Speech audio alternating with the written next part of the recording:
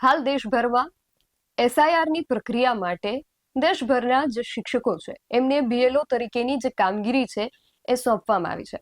છેલ્લા કેટલાય દિવસથી આપણે જોઈ રહ્યા છીએ કે જે સરકારી શિક્ષકો છે એ આ જે કામગીરી છે એને લઈને વિરોધ કરી રહ્યા છે, કારણ કે આ જે કામગીરી છે એ એમને માનસિક અને શારીરિક તણાવ જે છે એ વધારનારી છે. પરંતુ આ બીએલઓની કામગીરીનો વિરોધ કરતા શિક્ષકોનો અવાજ જે છે એ તંત્રના કાન સુધી નથી પહોંચી રહ્યો અને હવે એક બાદ એક શિક્ષકોના મોતના સમાચાર સામે આવી રહ્યા છે, પરંતુ તંત્ર જે છે એમના પેટનું પાણી નથી હલી રહ્યું. ગુજરાતની અંદર લગભગ 3 જેટલા શિક્ષકોએ આ કામગીરીના કારણે કથિત રીતે એમનો જીવ ગુમાવ્યો છે અને ભારતભરની જો વાત કરીએ તો લગભગ 8 જેટલા શિક્ષકો છે એમણે આ કામગીરીના બોજના કારણે પોતાનો જીવ ગુમાવ્યો છે. છતાં શા માટે નિષ્ઠુર તંત્રના પેટનું પાણી નથી હલી રહ્યું તેના વિશે આજે ચર્ચા કરવી છે. જય હિન્દ, BSI ટીવી ન્યૂઝ પર આપની સાથે હું છું નિધિ ગઢવી. બીએલઓની કામગીરીને લઈને શિક્ષકો પર જે માનસિક અને શારીરિક ભારણ વધી રહ્યું છે તેના વિશે આજે આપણે ચર્ચા કરવી છે ને ચર્ચા કરવા માટે આજે આપણી સાથે જોડાયા છે યુવા નેતા યુવરાજસિંહ જાડેજા, ડોક્ટર હેમાંગ વસાવડા અને જે આચાર્ય સંઘ છે એમના રાજકોટના પ્રમુખ ડોક્ટર શૈલેષભાઈ સોજિત્રા. આપ ત્રણેય મહાનુભાવોનું BSI ટીવી ન્યૂઝમાં ખૂબ સ્વાગત છે.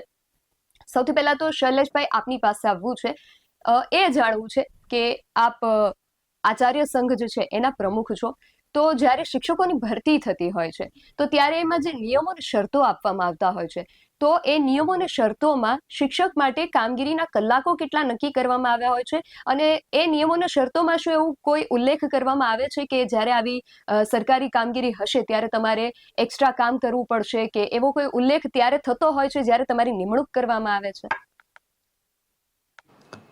નિધિબેન, આપનો ખૂબ ખૂબ આભાર કે ટીવીના માધ્યમથી અમને જે અમારી પ્રશ્ન છે, અમારી જે મુશ્કેલી છે એને રજૂઆત કરવાની તક આપી. અમારી જે કામગીરી, અમે જ્યારે ભરતી થાય છે ત્યારે અમને શૈક્ષણિક કામગીરી માટે ભરતી કરવામાં આવે છે. અમારી જે કામગીરીના કલાકો છે એ શાળામાં નિયત કરેલા હોય છે, પણ અમને એવું પણ એમાં પ્રાવધાન હોય છે કે શાળાના શૈક્ષણિક કાર્ય માટે શૈક્ષણિક કલાકો ઉપરાંત વિદ્યાર્થીઓ માટે અમે ગમે ત્યારે અમને બોલાવવામાં આવશે. આવું અમારા ઓર્ડરમાં પ્રાવધાન છે, લખેલું છે કે વિદ્યાર્થીઓ, કોઈ નબળા વિદ્યાર્થીઓ છે તો એમનું પુનરાવર્તન કરાવવા માટે, એમને વિશેષ કઈ અભ્યાસ કરાવવા માટે અમને બોલાવી શકે છે. અહીંયા વાત છે જ્યારે ચૂંટણી સુધારણાની રાષ્ટ્રીય કામગીરી છે, કેટલાક નિયમો અને અધિનિયમો અંતર્ગત આ કામગીરી અમારે કરવાની થાય કર્મચારી તરીકે. અમને ત્યાં કોઈ મુશ્કેલી નથી, પણ જે રીતે કામગીરી કરાવવામાં આવે છે આજે, અને દુઃખદ ઘટના છે કે આટલા બધા પરિવારોએ પોતાના મોભી ગુમાવ્યા છે, એના પ્રત્યે અમારી ખૂબ સંવેદના છે, અમને ખૂબ દુઃખ છે. એટલે અમારી પાસે જે શૈક્ષણ ઉપરાંતની અન્ય કામગીરી અમારી પાસે કરાવવામાં આવે છે અને કામગીરી કરાવવાની જે રીત છે એ ખૂબ દુઃખદ છે. જી.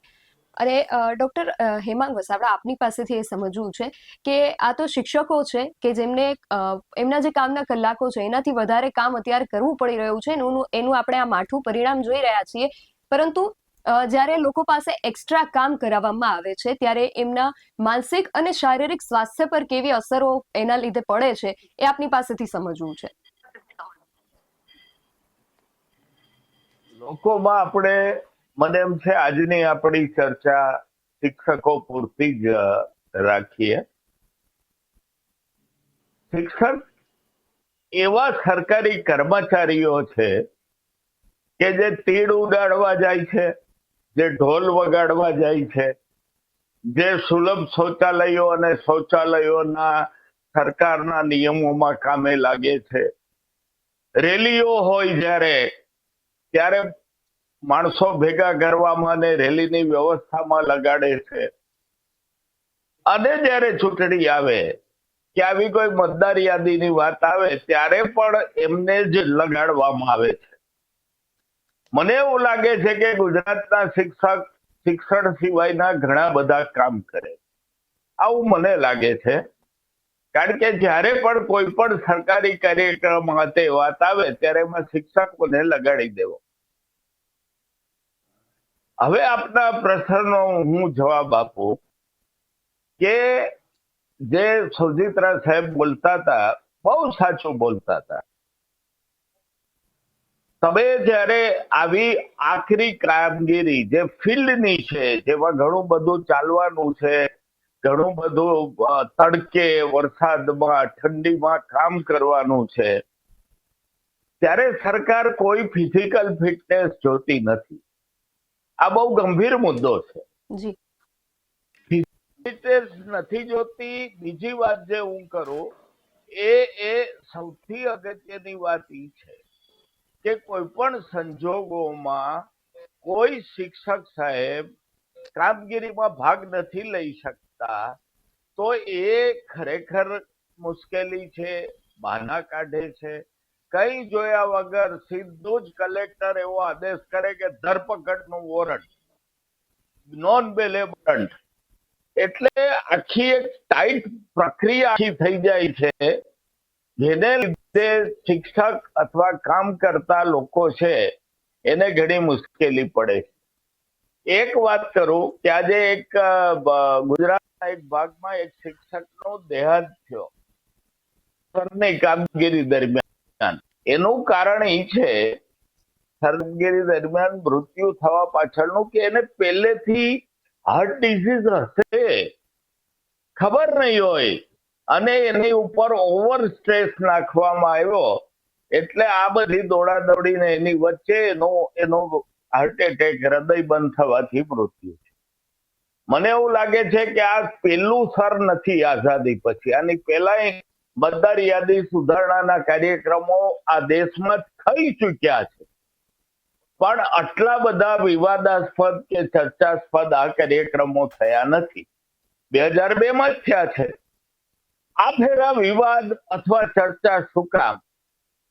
કારણ કે તંત્ર સમય મર્યાદામાં કામ કરાવવા માંગે છે, માનવતા વિહીન દ્રષ્ટિકોણથી કામ કરાવવા માંગે છે, અને એટલું બધું વર્ક પ્રેશર ઊભું કરવામાં આવ્યું છે કે મેં જેમ કીધું કે જેમની હેલ્થ નબળી છે અથવા મેન્ટલી જે સ્ટ્રેસ છે વ્યક્તિઓ, એ શારીરિક મુશ્કેલીને લીધે મૃત્યુ પામે છે, અથવા સ્ટ્રેસ સહન ન કરી શકતા, જે ગીર સોમનાથમાં બનાવ બન્યો, આવો બનાવ બને છે. જી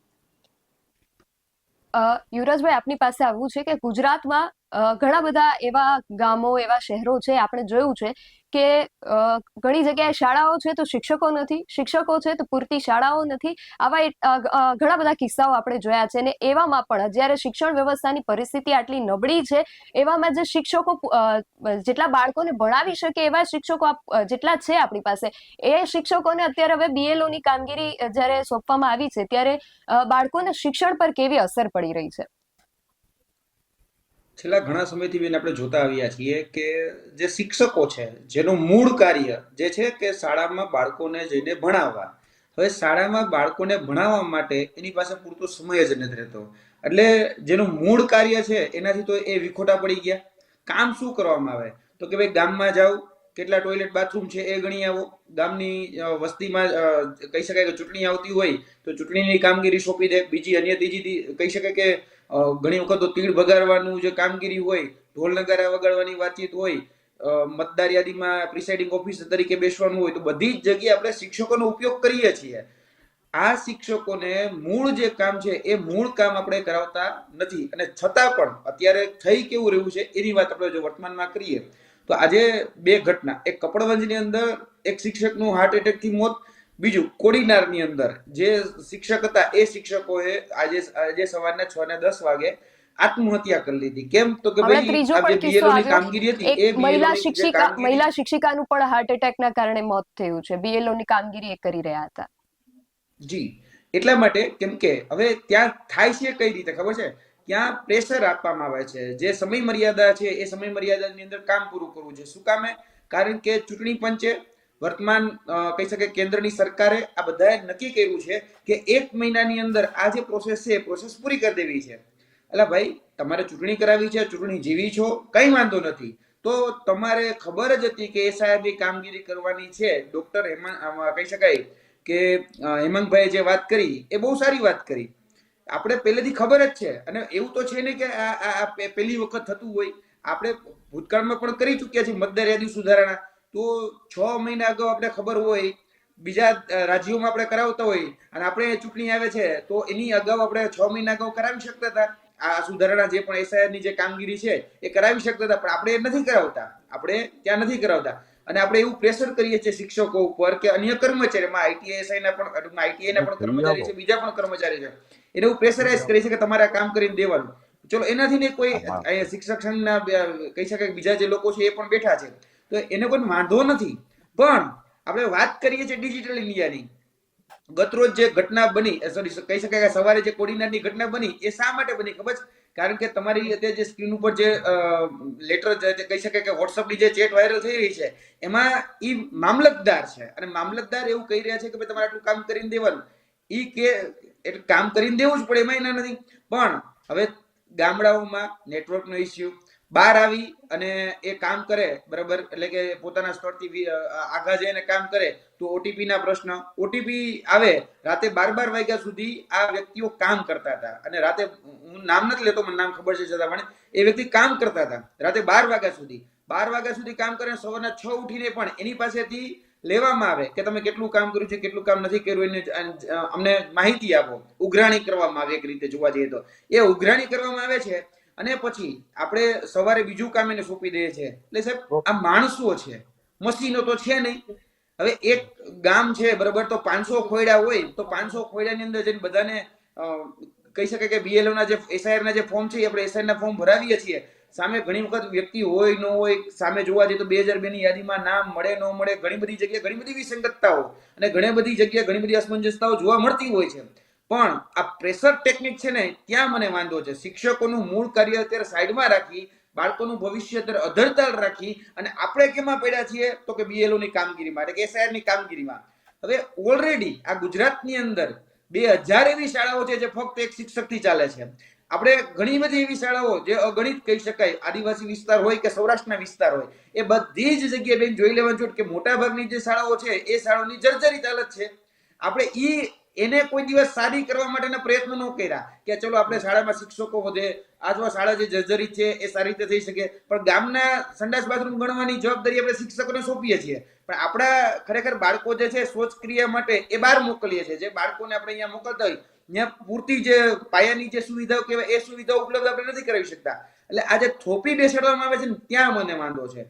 તમને ખબર હતી, એટલે કે કેન્દ્ર સરકારની અને ચૂંટણી પંચને ખબર હતી કે આપણે ગુજરાતની અંદર એસઆઈઆર ની કામગીરી કરવાની છે, તો વાંધો નથી એનાથી. પણ તમે 6 મહિના અગાઉ કહી દો કે આવતા 6 મહિનાની અંદર પછી જે ચૂંટણી આવી રહી છે એ 6 મહિનાના ગાળાની અંદર અથવા તો 8 મહિનાની ગાળાની અંદર આપણે આ પ્રક્રિયા પૂરી કરીશું. હવે તમે એમ કહેજો 2 મહિનાની અંદર પ્રક્રિયા પૂરી કરવાના જેટલા કર્મચારીઓ હોય વર્ગ 3 ના, એ બધાને થોપી બેહાડો. એ આઈટીઆઈ ના, ક્લાર્ક ના, કલેક્ટર કચેરીઓના કે પછી શિક્ષકોના બધા જ કર્મચારીઓને એક હારે તમે લગાડી દો, તો આ જે વ્યવસ્થા તંત્ર છે ને એ ખોરવાઈ જતી હોય છે. અને વર્તમાન પરિસ્થિતિ એવી જ થઈ છે કે પ્રેશર આવી રહ્યું છે, પ્રેશર લાવવામાં આવી રહ્યું છે. મામલતદાર હોય કે ઉચ્ચ અધિકારીઓ જે છે એ અધિકારીઓ કહી રહ્યા છે હવે તમે કામ ન કરો એટલે તરત ધરપકડનું વોરંટ નીકળે. જે રીતે હેમંતભાઈએ વાત કરી, જે રીતે આપણે મીડિયા અહેવાલ પણ અનેક વખત જોતા હોઈએ છીએ, તો માણસ જાય તો જાય ક્યાં? તકલીફ ક્યાં છે? હવે એ બધું જ કામ પડતું મૂકીને આપણે બહુ મોટી મોટી વાતો કરી ડિજિટલ ઇન્ડિયાની, સર્વર નથી ચાલુ. તમામ પ્રકારના સર્વરો અત્યારે લો ચાલે છે. આપણે અત્યારે પાક ધિરાણ કહી શકાય કે રાહત પેકેજ જાહેર કર્યું, તો ખેડૂતો અત્યારે જે વીસી પાસે જાય છે ને, તો એ ફોર્મ નથી ભરી શકતા. કેમ? તો કે ભાઈ નેટવર્કનો ઇસ્યુ, એ ફોર્મમાં સર્વરનો ઇસ્યુ, થતું જ નથી કામ. આ જે અત્યારે બીએલઓ ની કામગીરી છે, તો સામે ઓટીપી આવે તો એનું કન્ફર્મેશન થાય ને. હવે ઓટીપી જ ન આવે એમાં શિક્ષકોનો શું વાક?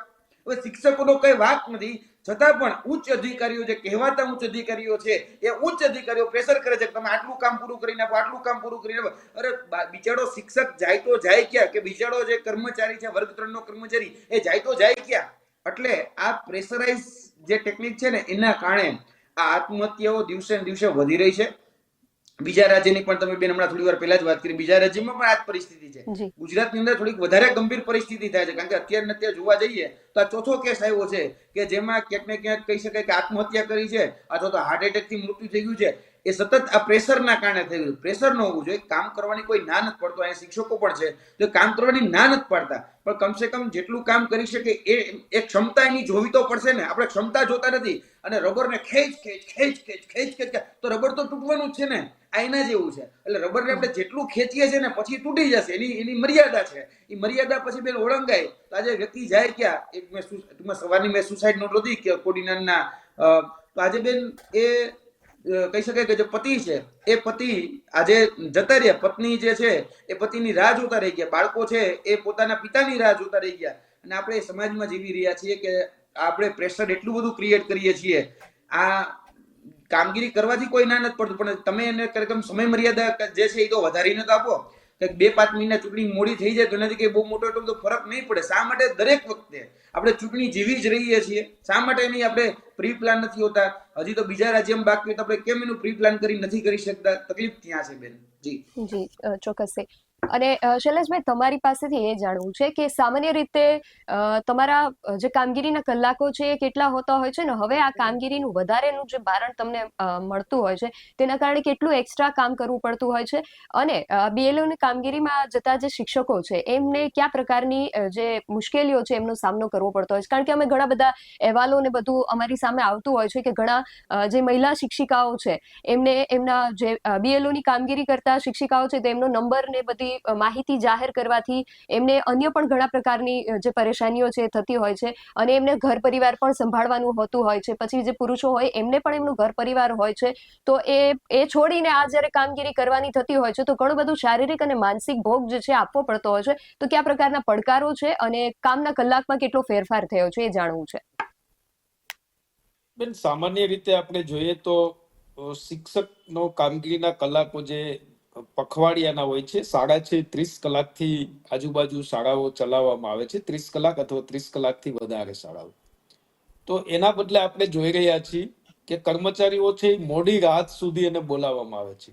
મારી શાળાની અંદર જ 4 કર્મચારીઓને BLOના ઓર્ડર છે. ગઈકાલે મને એમનો ફોન આવ્યો કે સર અમને 10 વાગે મામલતદાર ઓફિસે બેસાડી રાખ્યા છે, જ્યાં સુધી પૂરું ન થાય ત્યાં સુધી. એટલે કામગીરી લગભગ ડબલ થી વધારે 3 ગણી શિક્ષિકા બહેનો હોય, મહિલા કર્મચારીઓ હોય તો આપણને સ્વાભાવિક રીતે પોતાના બાળકો છે, પોતાનો પરિવાર છે, એની જવાબદારી હોય. કામગીરી કરવાની કોઈ જ ના નથી. શિક્ષક છીએ અમે, રાષ્ટ્રીય કામગીરી કરવી અમારી ફરજ છે, એમાં અમારી કોઈ ના નથી. પણ જે મૂળ પ્રોબ્લેમ ક્યાં થયો છે એના તરફ હું આપનું ધ્યાન દોરું તો બેન, મારી પાસે જે અહીંયા ફોર્મ છે, આ જે ફોર્મ SIR નું આપ સૌએ જોયું હશે, એ ફોર્મની અંદર ઉપર પોતાનો ડેટા ભરવાનો, નીચે કાં તો પોતે 2002 માં ક્યાં હતા અથવા તો પોતે 2002 માં ન હતા, મતદાર યાદીમાં પોતાનું નામ નથી તો એમના સંબંધીનું નામ ભરવાનું છે. હવે મુશ્કેલી ત્યાં છે બેન કે આપણે કોઈ પણ કામગીરીની શરૂઆત કરવી હોય તો એનું બધી જ પ્રી પ્લાનિંગ રો મટીરિયલ તૈયાર હોય. આ તંત્રએ કોઈ પણ તૈયારી વગર શરૂઆત કરી દીધી. શિક્ષકોને એના માટે કોઈ પણ રો મટીરિયલ આપવા નથી આવતું. દુઃખ સાથે કહેવું પડે બેન, આપણું નામ 2002 હોય તો મારી પાસે આટલા ડિજિટલ યુગની અંદર કોઈ એક પ્રોપર સોફ્ટવેર હોય, એવા સોફ્ટવેરો આપવામાં આવે છે કે જે મુશ્કેલી થાય છે, જે OTP ની વાત છે, જે કવરેજની વાત છે, એ એટલા માટે છે કે 2002 માં મને આપેલા વિસ્તારના મતદારનું નામ ક્યાં હતું, એ નંબર, એનો વિધાનસભા નંબર, એનો અનુક્રમ નંબર મારા શિક્ષકને શોધવાનો છે. મારો શિક્ષક મથે છે, સતત મથે છે, પણ એને એ અનુક્રમ નંબર નથી મળતો કારણ કે તંત્રએ એના માટે પ્રોપર કોઈ પોર્ટલ આપેલું નથી, પ્રોપર સોફ્ટવેર નથી આપેલું. મુશ્કેલી બેન ત્યાં છે. અહીંયા મેં હમણાં ઘણા બધા BLO ની મુલાકાત કરી, મારા શિક્ષક મિત્રોની. મેં કીધું ભાઈ તમને તકલીફ ક્યાં છે? કે સાહેબ મારી પાસે 500 ફોર્મ દાખલા તરીકે આવી ગયા છે, પણ એ 500 વ્યક્તિઓ જે છે એને 2002 માં પોતાનું નામ ક્યાં હતું, ભાગક્રમ કયો હતો, અનુક્રમ નંબર હતો ક્યાં, એ નથી મળતો. એટલે હું શોધી રહ્યો છું. હું શોધવા જાઉં તો પોર્ટલ નથી આપતું. તંત્રએ પણ સ્વીકાર્યું છે કે અમારા પોર્ટલ ચાલતા નથી. અને સાંજે એવું કહેવામાં આવે કે તમે 100 વ્યક્તિ આમાંથી પૂરા કરો, 100 ફોર્મ પૂરા કરો. હવે ક્યાંથી મારો શિક્ષક આ પૂરા કરીને દેશે? કારણ કે એનું પોર્ટલ જ ચાલતું નથી. એને કોઈક એવું પોર્ટલ બનાવવું જોઈતું હતું કે એક વ્યક્તિ છે. કામગીરી અઘરી નથી, હું હજી પણ કહું છું, કામગીરી સરળ છે, તૈયારી નથી, સમય મર્યાદા ઓછી છે, કામગીરી કરવાની અમારી તૈયારી પણ છે, પણ મુશ્કેલી આટલી છે બેન, જી એક ઘર ઉપર અમારો કર્મચારી BLO જે શિક્ષક તરીકે છે એ 4 થી 5 વખત જાય છે, છતાં પણ કંઈક મુશ્કેલી ત્યાં પણ છે કે જે વિસ્તાર છે વિસ્તારની અંદર વ્યક્તિને કદાચ ફોર્મ ભરતા ન આવડતું હોય તો એ BLO ફોર્મ ભરી દે, એ BLO ઘરે લાવે, પછી એમને 2002 માં ક્યાં હતા એ શોધવા પ્રયત્ન કરે, એ મળતું નથી, સાંજે ફોન આવે કે તમે કેમ 100 ફોર્મ નથી પૂરા કર્યા. જે ગીર સોમનાથની ઘટના બની બહુ દુઃખદ ઘટના છે બેન. શિક્ષક આવું કરશે તો બીજા તો શું વિચારશે? તમે આમ દુઃખ થઈ જાય કે જેને મજબૂત રહેવાનું છે, જેને મજબૂત એની રાષ્ટ્રને શીખ આપવાની છે, એ વ્યક્તિ આવો તૂટતો જશે, એને તંત્ર દ્વારા તોડવામાં આવશે તો શું કરશું બેન? જી શૈલેષભાઈ, 100% ખૂબ જ દુઃખદ બાબત છે ને એટલા માટે જ અમે પણ પ્રયાસો કરી રહ્યા છીએ કે આવા કિસ્સાઓ ન બને ને બનતા અટકે. શિક્ષકો ઉપર જે ભારણ વધી રહ્યું છે એને અમે હળવા કરવા માટે અમે પણ પ્રયત્નશીલ જ છીએ. હેમાંગભાઈ, જે રીતે શૈલેષભાઈએ વાત કરી કે જે પ્રેશર છે એ ખૂબ વધી જતું હોય છે અને એના કારણે આ જે કિસ્સાઓ છે, આપણે 2-3 કિસ્સાઓ જોયા, એક કપડવંજનો કિસ્સો જોયો, કોડીનાનો કિસ્સો જોયો અને આજે ફરી સાંજે હમણાં જે સમાચાર આવ્યા કે તાપીના બિલધા ગામમાં પણ એક જે મહિલા શિક્ષિકા હતા એમનું પણ હાર્ટ એટેકના કારણે મોત થયું. એટલે ગુજરાતની અંદર 2 બનાવો એવા બન્યા કે જેમાં હાર્ટ એટેકના કારણે મોત થયું અને એક બનાવ એવો બન્યો કે જેમાં આત્મહત્યા કરવામાં આવી છે. એટલે જે શારીરિક જે ફિઝિકલ જે સ્ટ્રેસ છે એ પણ વધી રહ્યો છે અને જે માનસિક તણાવ જે છે એ પણ વધી રહ્યો છે આ કામગીરીના કારણે. તો આ જે એક્સ્ટ્રા કલાકોના કારણે આ જે ભારણ આવી રહ્યું છે તો એ માણસના સ્વાસ્થ્ય પર, જે ખાસ શિક્ષકોની આપણે વાત કરી રહ્યા છીએ, એમના સ્વાસ્થ્ય પર કેવી રીતે અસર કરી રહ્યું છે? જો લગભગ ગેસનો જે સૂર છે એ એક જ બાબત ઉપર છે કે સ્ટ્રેસ. જે તંત્ર છે, કલેક્ટર છે, મામલતદાર છે, જે એના નામ આપ્યા હોય ચૂંટણી પ્રક્રિયાને લીધે, એ લોકોએ માનવીય અભિગમ અપનાવવો પડે. બીજું, આવા કામમાં જોતરતા પહેલા ફિઝિકલ ફિટનેસ કરાવી લીધી હોતે તો મને એમ છે કે ઘણું સારું થાય. ડાયાબિટીસ છે કોઈને, ટાઈમસર દવા લેવાની છે, ઇન્જેક્શન ઇન્સ્યુલિનનું લેવાનું છે, એ ફિલ્ડમાં ફર્યા કરે છે, જમવાનો સમય નિશ્ચિત નથી, ચા પાણી પીવાનો સમય નિશ્ચિત નથી, દવા લેવાનો સમય નિશ્ચિત નથી રહેતો. એટલે જરા ક્યાંક માનવતાનો અભિગમ જો લાવે તો આ જરૂરી છે. તમે લાખો કરોડો રૂપિયાની સહાયો આપો છો તો નજીકના ડાક્ટર પાસે ફિઝિકલ ફિટનેસ કરાવી લેવી. જેમ બિહારમાં દરેક બહેનોના ખાતામાં ચૂંટણી જીતવા માટે તમે 10,000 નાખ્યા, તો અહીંયા તમામ BLOના ખાતામાં 1,000 રૂપિયા નાખ્યા કે ફિટનેસ લઈને મોકલો, પછી તમને નિમણૂક ઓર્ડર થશે. તો જે શારીરિક વૃત્તિઓ થયા છે, આ 3 કિસ્સાની આપણે જે વાત કરીએ એ નિવારી શકાણા. પહેલેથી જ તમે ડ્રોપ આઉટ કરો કે ભાઈ બ્લડ પ્રેશરના દર્દી છે કે ડાયાબિટીસના દર્દી છે તો એને કાઢી નાખો, હાર્ટ નબળું છે, ડુ નોટ ઇન્ક્લુડ ધેમ. આવી કોઈ સિસ્ટમ કરવામાં ના આવી. બધા જેમ વાત થઈ એમ ટાર્ગેટેડ 7 તારીખ પહેલા પૂરું કરો, 7 તારીખ પહેલા પૂરું કરો. આને લીધે માનસિક દબાણ પણ ઘણું વધ્યું. ઘણા ઘર એવા છે કે જ્યાં 2-3 વાર તો ખાલી ફોર્મ માટે જવું પડે. ફોર્મ માટે સહેલું કામ નથી. રંગ છે આ શિક્ષકોને કે હજી એમ કે છે કે અમે આ કામ કરવા તૈયાર છીએ. એટલે સરકારે માનવતાવાદી અભિગમ રાખવાની જરૂર છે. હવે હજી પણ મોડું નથી થયું. ફિઝિકલ ફિટનેસ કઢાવી ફરજિયાત કરી નાખો, ખાતામાં પૈસા નાખી દો કે નજીકના ડોક્ટર પાસે ફિઝિકલ ફિટનેસ કરાવી લો. એની ડિઝીઝ માનવતાથી વિચારીને એના ઓર્ડર નહીં કાઢો. આ તંત્રએ કરવું જરૂરી છે. જી 100%.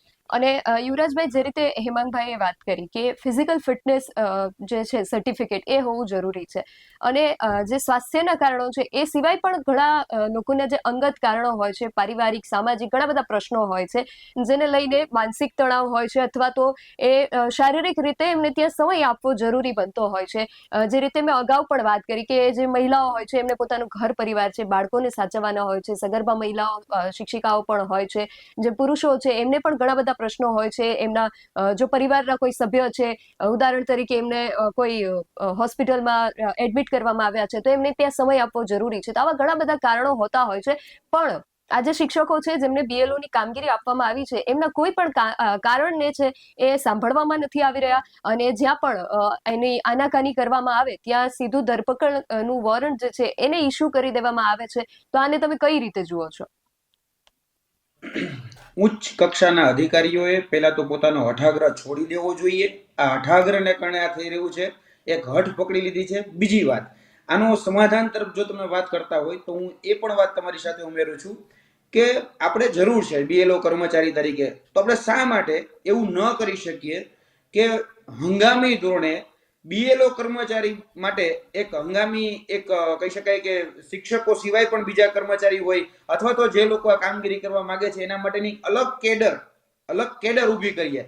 હું એમ કહું છું ટેમ્પરરી બેઝ, એને કદાચ આપણે લાઈફ ટાઈમ નથી રાખવાની, પણ ટેમ્પરરી બેઝ એવી કોઈ કેડર ઊભી કરી અને એની પાસે કંઈક કામ કરાવી. કેમ ન થઈ શકે? કેમ ભાઈ હરેક વખતે શિક્ષકો જ? આ પ્રશ્ન પણ થવો જોઈએ ને કે દર વખતે કામગીરી આપણે શિક્ષક ઉપર થોપી બેસાડીએ. એના કરતા ચલો ચૂંટણી પંચનું કામ છે, કરવું જોઈએ, રાષ્ટ્રીય કહી શકાય કે આખી રાષ્ટ્રની વાત છે, કઈ વાંધો નહીં, તમે એક કામ કરો, ચૂંટણી પંચ જે છે અને કેન્દ્ર સરકાર છે બે ભેગા થઈ અને હંગામી ધોરણે એક એવી વ્યવસ્થા ઊભી કરે કે જેનાથી આ કામગીરી સરળ બનાવી શકાય. અત્યારે આપણી પાસે જે શિક્ષકો છે એની કદાચ જે માત્રા છે એના કદાચ ડબલ માત્રામાં કરી દઈએ. જો કામ ઝડપથી કરાવવું છે તો આપણે લોકોને વધારે, દરેક BS9 આપણી ટીવી ચેનલ છે, કદાચ કોઈ કામ એવું પડ્યું અચાનક આપણે જરૂરી કે આપણે કોઈ સ્ટ્રિંગરની જરૂર પડી તો આપણે કેમ કોઈક પાસેથી હાયર કરી લઈએ છીએ. કશો વાંધો નહીં, આપણે અહીંયા ઘણા બધા લોકો ત્યાં હોય જે કામ કરવા ઈચ્છુક હોય, એની પાસેથી આપણે પણ કામ કરાવી શકીએ. એટલે આવું થઈ શકે છે. બીજી વાત મારી અહીંયા એ પણ મારે ઉમેરવી છે કે આજે જે પત્નીએ પોતાનો પતિ ગુમાવ્યો છે, જે બાળકે પોતાનો પિતા ગુમાવ્યા છે, તો આજે કમસે કમ એ તમારી કામગીરી ઓન ડ્યુટી છે વ્યક્તિ આજે પોતાનો જીવ ગુમાવ્યો છે, તો કમસે કમ આજે રાજ્ય સરકાર, ચૂંટણી પંચ ભેગા થઈને એવી જાહેરાત તો કરો કે ભાઈ હા ભાઈ અમારી કામગીરી કરતા હતા અને આ જીવ ગયો છે તો અમે એને કોમ્પન્સેશન એટલે કે સારું વળતર આપીશું. હું એવું માનું છું કે 1 કરોડ રૂપિયા સુધી વળતર આપવું જોઈએ કે એના અથવા તો એના જે કહી શકે બાળકો છે અથવા તો એની સાથે કોઈ ફેમિલી મેમ્બર હોય એને અમે કંઈક સરકારી નોકરી આપીશું. તો હવે કારણ કે એનો એકનો એક આધાર હશે, એ આધાર જતો રહ્યો, તો ખરેખર આની ઉપર પણ વિચારણા થવી જોઈએ. એ હું લાર્જ સ્કેલની વાત કરું છું. તો આ ખરેખર જે બીજા શિક્ષકો છે એને કમસે કમ ધરતપત તો રહેશે કે ભાઈ કમસે કમ આપણી સાથે કોક તો ઊભું છે.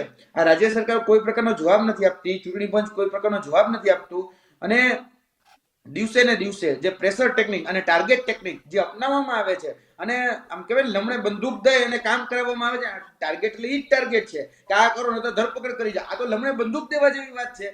પણ ક્યાં સુધી લમણે બંદૂક દઈને કામ કરાવશો? આની પાસે તમારે કામ કરાવવું છે, પ્રેમથી કરાવો, અને સમય મર્યાદા છે તો સમય મર્યાદા થોડોક વધારો. કારણ કે આ રીતે બેન માનસિક તણાવ છે ને એ દરેક કર્મચારીઓને રહેતો હોય છે. કારણ કે કર્મચારીનું પોતાનું વર્ક હોય છે, કર્મચારીને બાળકોને, કારણ કે બેન બાળકો પણ તમે જાણો છો હવે જે 5મા 6મા 7મા 8મા ભણતો હોય તો બેન એ ક્યાંક ને ક્યાંક જે હેરાન કહી શકે કે મસ્તીને એવું કરતો હોય તો શિક્ષક પણ ક્યારેક કંટાળતા હોય છે કે ભાઈ આપણે એને ઠપકો દઈએ. બીજી ત્રીજી રીતે ક્યાંક ને ક્યાંક જે કામગીરી હોય તો કામગીરીમાં સરકારની જે કામગીરી છે એ કામગીરીમાં શિક્ષકો વ્યસ્ત રહેતા હોય છે. તો એને કારણે મૂળ જે કામ છે ને ક્યાંક ને ક્યાંક અટવાતું હોય છે. આનું મેં તમને કીધું એમ કે બીજો ઓપ્શન છે. આપણે શા માટે એવું ન કરી શકીએ કે આ જે કર્મચારીઓ છે એની જગ્યાએ BLO આપણે કર્મચારી તરીકે બીજા લોકોની નિમણૂક કરીએ અને એને હંગામી ધોરણે રાખીએ, સારી રીતેનું કામ લઈએ. યુવરાજભાઈ, આ જે BLO ની કામગીરી છે એમાં શિક્ષકો સિવાય શું સરકારી કોઈ પણ અન્ય વિભાગના કોઈ કર્મચારીને જોડવામાં આવેલા છે કે કેમ? ITI ના કર્મચારીઓ છે બેન અત્યારે આમાં કામ કરી રહ્યા છે. સુપરવાઇઝર, ઇન્સ્ટ્રક્ટર જેને કહી શકાય, જેને મામલતદાર કચેરીમાં ક્લાર્ક લેવલના કર્મચારીઓ એ પણ આની સાથે સંકળાયેલા હોય.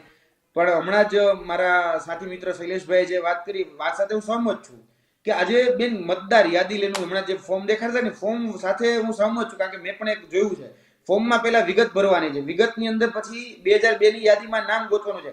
હવે ખરેખર કેવું હોય બેન ખબર છે, યાદી હોય તો હું બધું ફાઇન્ડ નું ઓપ્શન રાખવું જોઈએ કે ભાઈ હું ફાઇન્ડ કરું કે ભાઈ ફલાણા જગ્યાએ મત વિસ્તારમાં એનું નામ બોલતું હોય હું ફાઇન્ડ કરું. આમાં બેન રેન્ડમ કહી શકે કે આપણે જાતે ચેક કરવાનું છે, એમાં એવું ઓપ્શન જ નથી કે ફાઇન્ડ કરી શકીએ. હવે એક વ્યક્તિ જે કેટલીક પીડીએફ ના કેટલાક પાના ફેરવે મને સમજાવો, એ સતત પાના ફેરવે છે કે ભાઈ આપણું ભૂતકાળમાં આપણે બીજી જગ્યાએ રહેતા તો એ એના પાના ફેરવે કે ભાઈ અહીંયા તમારું નામ બોલે છે કે નહીં, એ કન્ફર્મેશન કરે પછી એ આખું ફોર્મ ભરાતું હોય છે. એક વ્યક્તિ બેન સતત આની પાછળ જોડાયેલો હોય છે, સતત કામ કરતો રહેતો, અને બહુ આમ કેવા પૂરતું ઈઝી છે પણ જોવા જઈએ તો થોડુંક પેચીદું છે. હું એવું નથી કહેતો કે અઘરું છે, પણ થોડુંક પેચીદું છે. કારણ કે અત્યારે ફોર્મ ભરવાનું, 2002 ની યાદીમાં નામ શોધવાનું છે, પછી કન્ફર્મેશન લેવાનું છે, અહીંયાનો અનુક્રમણિકા નંબર શું તો એ અહીંયા લખવાનો છે, આ બધું જ કરવાનું છે. હવે ફાઇન્ડ ઓપ્શન હોય તો થઈ શકે પણ એવું તો છે નહીં. પીડીએફ મૂકી દેવામાં આવી છે પણ પીડીએફ ની અંદર કઈ સર્ચ તો થતું નથી, એમાં બધાને કહી શકાય કે સ્વમેળે જોવાનું હોય છે. એટલે આ બહુ તકલીફદાયક કામકાજ છે. બીજા જે કર્મચારીઓ છે બેને કર્મચારીઓ કામ કરે છે પણ સૌથી વધારે ભારણ જે છે ને એ શિક્ષક ઉપર છે, એમાં ના જ નથી. એટલે કહેવાય ને કે ભાઈ શિક્ષક, સરસ કોકે વાત કરી હતી કે શાળામાં વિદ્યાર્થીઓ છે એ શિક્ષકને ગોતે છે, શિક્ષક છે એ મતદારોને ગોતે છે, મતદારો છે 2002 ની યાદીમાં પોતાનું નામને ગોતે છે. ખરેખર ઘાટ આવો જ છે. કોકે મજાકમાં કીધું છે પણ આ કડવી વાસ્તવિકતા આ જ છે. આજે જોવા જઈએ તો બધા લોકો કે ભાઈ હું અહીંયા છું ને એ મારે સ્થાપિત કરવાનું છે, પણ એવી સ્થાપિત કરવા માટે પણ જે શિક્ષકો છે એનો ક્યાંક ને ક્યાંક ભોગ લેવાઈ રહ્યો છે. તમારા સ્ક્રીન ઉપર જે અત્યારે સ્ક્રીનશોટ છે તો એ મામલતદારનો સ્ક્રીનશોટ છે. મામલતદાર જે છે એ વાત મૂકી રહ્યો છે કે ભાઈ તમારે આટલું કામ કરીને મને દેવું જ પડશે. એટલે તમે જો એ પ્રેશર ટેકનિક ત્યાંથી જ શરૂ થાય છે. એટલે હમણાં બંદૂક રાખવાની મેં જે વાત કરી ને એના જેવું છે બેન. ખરેખર આનું નિરાકરણ શક્ય છે. સરકારે ખરેખર આના ઉપર ઝડપથી વિચારણા કરવી પડશે. જો નહીં કરે તો અત્યારે આપણે કદાચ એવું આંકડાની દ્રષ્ટિએ કહીએ તો કદાચ 5 શિક્ષકો કે 5 કર્મચારીઓ, પણ જો આંકડાની દ્રષ્ટિએ બેન કર્મચારીને આ કહી શકાય કે વર્તમાન સરકારે શું નામ આપ્યું છે ખબર છે? આ કર્મચારીઓને નામ આપ્યું છે કર્મયોગી. પણ આ કર્મયોગી જે છે એને આપણે લટકણિયા બહુ સારા લટકારીએ છીએ, આપણે બહુ સારી રીતે વાત કરીએ, પણ આ કર્મયોગીને કોઈ પૂછવા જાય છે કે ભાઈ તમને શું તકલીફ પડે છે? આજે કોઈ એવો બેન કર્મચારી ચૂંટણી પંચમાંથી ન થતો, કેન્દ્રમાંથી ન થતો કે વર્તમાન ગુજરાત રાજ્યમાંથી કોઈ નથી આવતો કે પૂછવા જાય છે ભાઈ ખરેખર તમને તકલીફો શું છે. કોઈ પૂછવાને કોઈ જગ્યાએ ક્યાંય કહેવાય ને કે આ લોકોને ફોલોઅપ લેવામાં નથી. એટલે કર્મચારીને કોઈ પૂછવા માટે કોઈ તૈયાર નથી બેન. જી શૈલેષભાઈ, આગામી દિવસોમાં બીએલઓ ની કામગીરીને લઈને શિક્ષકોમાં જે રોષ છે એ આપણે પાછલા દિવસોમાં પણ જોયું કે એને લઈને અલગ અલગ જગ્યાએ આવેદનો આપવામાં આવ્યા છે, પરંતુ હવે જે પરિસ્થિતિ છે એ વણસતી જઈ રહી હોય તેવું દેખાઈ રહ્યું છે. તો આગામી સમયમાં આચાર્ય સંઘ કે શૈક્ષિક મહાસંઘ જેવા વિવિધ જે સંગઠનો છે એમના દ્વારા શું પગલાં લેવામાં આવશે? જો તમારી માંગ નહીં સંતોષાય તો તમે શું પગલાં લેશો? બેન, આજે જ અમારા રાજ્ય આચાર્ય સંઘ અને રાજ્ય શૈક્ષણિક સંઘ સંકલન સમિતિની મીટિંગ મળી હતી અને અમારા હોદ્દેદારોએ સર્વાનુમતે નિર્ણય કર્યો છે કે આજના દિવસ પૂરતી અમે કામગીરી થી અળગા રહીશું અને ટૂંક સમયમાં ચૂંટણી તંત્ર અને સરકાર દ્વારા જો યોગ્ય રીતે આનો વિચારણા નહીં કરવામાં આવે તો આ કામગીરીનો સંપૂર્ણપણે અમે બહિષ્કાર કરવાના છીએ. હવે વધારે અમે અમારા શિક્ષકોના જીવ આપી શકીએ એમ નથી અને આ કામગીરીને સરળ બનાવવા માટે આપણે ઘણા બધા જે રસ્તાઓ છે એ અપનાવી શકીએ કે જે શિક્ષિત બેરોજગારો છે એ મિત્રોને કેટલુંક ડેટા કલેક્શનનું કામ છે, કેટલુંક ગ્રાઉન્ડ ફિલ્ડનું કામ છે એ સોંપી શકાય અને બાકીનું કામ છે એ શિક્ષકો અધિકારી તરીકે એમનું સુપરવિઝન કરીને પોતાના શિક્ષણ કાર્ય બાદ કરી શકે. બેન, દુઃખની વાત છે કે અમે જે ગ્રાન્ટેડ માધ્યમિક શાળાઓ, ઉત્તર માધ્યમિક શાળાઓ અને સરકારી પ્રાથમિક શાળાઓ આ જ શિક્ષકો આમાં જોડાયેલા છે. આમાં 18 જેટલા અન્ય વિભાગના કર્મચારીઓ જોડી શકાય છે, પણ તંત્ર દ્વારા આ એક વિભાગ એવો છે કે જેને વારંવાર કોઈ પણ કામગીરીમાં જોડી દેવામાં આવે છે. કારણ કે અહીંયા જેમની સાથે કામ લેવાનું છે એ બાળકો છે અને અમારી સાથે ગરીબ બાળકો જોડાયેલા, એટલે એમનો કોઈ અવાજ નથી ઉઠાવી શકે. એટલે અમને તરત જ જોડી દેવામાં આવે. અમારી વિનંતી છે કે 18 જે વિભાગોની ચૂંટણી પંચે જોગવાઈ કરી છે તમામ વિભાગોને જોડવામાં આવે સરકારી કામગીરીમાં. અમે પણ કામગીરી કરવા તૈયાર છીએ આજે પણ, અમને કોઈ મુશ્કેલી નથી. વાત મુશ્કેલીની બીજી એ છે કે અમારે બોર્ડની પરીક્ષાઓ આવી રહી છે. અમારે ગણિત, વિજ્ઞાન, અંગ્રેજી, એકાઉન્ટ જેવા વિષયના શિક્ષકો માટે આ જે સમયગાળો છે અત્યારે પીક અવર્સ છે, જી કારણ કે અમારે જાન્યુઆરીમાં અમારી પ્રેક્ટિસ એક્ઝામ ચાલુ કરશું અને ફેબ્રુઆરીમાં અમારી બોર્ડની એક્ઝામ છે. બેન, એકાદ મહિનો જેવું અમારું શિક્ષણ કાર્ય બગડશે. તમે વિચાર કરો કે મારો દીકરો હોય ગણિત વિજ્ઞાનનો શિક્ષક, એને આટલા દિવસ ના ભણાવે તો શું એ મુશ્કેલી ઊભી થાય, આપણે કેવો ચિંતામાં મુકાઈ જઈએ. કારણ કે હમણાં જ બોર્ડની એની કારકિર્દીનું અગત્યનું વર્ષ આવી રહ્યું છે. હજી પણ હું કહું છું કે અમારી કામગીરી કરવાની કોઈ ના નથી, પણ કેટલાક અવર્સ છે એના નક્કી કરવામાં આવે કે ભાઈ આટલા શિક્ષણ કાર્ય કરો, આટલા કલાક તમે BLO ની કામગીરી કરો. તો એ સુનિશ્ચિત કરવામાં આવે, સમયગાળો વધારવામાં આવે, ન કરવામાં આવે. ચૂંટણી 5 મહિના મોડી કરી શકાય, કામગીરી 5 મહિના મોડી થશે તો કોઈ મુશ્કેલી નથી. તમારી વિનંતી છે કે આ કામગીરીની પ્રક્રિયા સુનિશ્ચિત કરવામાં આવે. એક વખત ગ્રાઉન્ડ ઉપર જોઈને જોવામાં આવે કે આ કામગીરી કરવામાં શું શું તકલીફો છે, નાના કર્મચારીને પૂછવામાં આવે. અને જો આવું નહીં કરવામાં આવે તો અમે આ તમામ કામગીરીનો બહિષ્કાર કરવાનું અમારો રાજ્ય કક્ષાએથી નક્કી કરવામાં આવ્યું છે. જી શૈલેષભાઈ, અને એ સિવાય જે સર્વરના અને ઇન્ટરનેટના પણ ઘણા બધા જે સમસ્યાઓ છે, તો એનું પણ કંઈક નિરાકરણ આવે અને સરકાર આ જે બધા પ્રશ્નો છે, બધા પ્રશ્નોને સાંભળીને કોઈ સકારાત્મક રસ્તો આમાં લાવશે એવી આશા રાખીએ. આપ અમારી સાથે જોડાયા તે બદલ આપનો ખૂબ આભાર. જાપાનની અંદર એક કલ્ચર છે જે ભૂતકાળમાં ત્યાં અસ્તિત્વમાં હતું. ધીમે ધીમે એ કલ્ચરને બંધ કરવામાં આવ્યું ને હવે ફરી એકવાર જાપાનના લોકોને એવો ડર સતાવી રહ્યો છે કે આ કલ્ચર ફરી શરૂ થશે અને જાપાનની અંદર અમુક લોકોનું અકાળે મૃત્યુ થશે. આ કલ્ચર છે કરોશી કલ્ચર. આ કલ્ચર કરોશી એટલે જાપાનની અંદર એક શબ્દ છે જાપાનીઝ ભાષામાં કરોશી, એટલે કે કામ જે છે એ વધુ પડતું એનો જે સમયગાળો છે એ વધારે કરવામાં આવે તો જે માણસ છે એનું અકાળે મૃત્યુ થતું હોય છે. અને જાપાનમાં ભૂતકાળમાં આ કરોશી કલ્ચર અસ્તિત્વમાં હતું ને એના કારણે ઘણા યુવાનો એવા હતા જેમનું અકાળે મૃત્યુ થયું હતું. હવે ફરી એકવાર જાપાનની અંદર કરોશી કલ્ચર અસ્તિત્વમાં આવે તેવું લાગી રહ્યું છે ને ત્યાંના જે યુવાનો છે એ આ કલ્ચરના કારણે ડર અનુભવી રહ્યા છે કે કામનું વધુ પડતું ભારણ અને કામના વધુ પડતા કલાકોના કારણે જેવું ભૂતકાળમાં થયું એવું હવે ભવિષ્યમાં અને વર્તમાનમાં પણ થઈ શકે છે. અને અત્યારે ગુજરાતની અંદર અને ભારતભરની અંદર SIRના કારણે BLOની જે કામગીરી સામે આવી રહી છે એ ક્યાંક આ કરોશી કલ્ચરને મળતી આવી રહી છે, કારણ કે કામનું જે ભારણ છે અને કામના કલાકો જે છે એ ખૂબ વધારે હોવાના કારણે BLOની કામગીરી કરતા જે શિક્ષકો છે એ અકાળે મૃત્યુ પામી રહ્યા છે, પોતાનો જીવ અલગ અલગ રીતે ગુમાવી રહ્યા છે. અમુક સ્વાસ્થ્યના કારણોસર એમનું જે શરીર છે એ આ કામનું વધુ પડતું જે ભારણ છે એને જીરવી નથી શકતું અને અમુક આપણે આજે કોડીનારમાં જે કિસ્સો જો કે કામનું માનસિક ભારણ જે છે એ વધી જવાના કારણે આપઘાત જેવા કિસ્સાઓ પણ બની રહ્યા છે. ગુજરાતમાં લગભગ 3 જેટલા મોતના કિસ્સાઓ સામે આવ્યા છે અને ભારતભરની અંદર લગભગ 8 જેટલા શિક્ષકો છે જેમણે આ BLOની જે કામગીરી છે એના કારણે પોતાનો જીવ ગુમાવ્યો છે.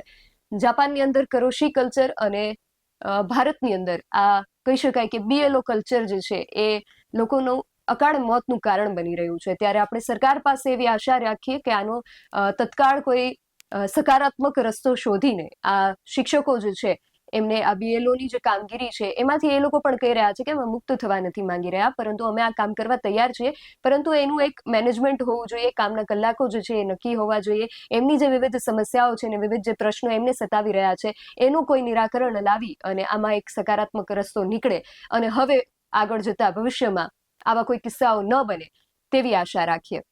આ વિષયને લઈને તમારું શું માનવું છે અમને કમેન્ટ કરીને ચોક્કસથી જણાવજો. આવી જ વધુ ચર્ચાઓ સાથે મળતા રહીશું. તમે મારી YouTube ચેનલને સબસ્ક્રાઇબ કરવાનું અને અમને Facebook અને Instagram પર ફોલો કરવાનું ભૂલશો નહીં. બાકી નવી અપડેટ્સ માટે આપ જોતા રહો BSI TV ન્યૂઝ. નમસ્કાર.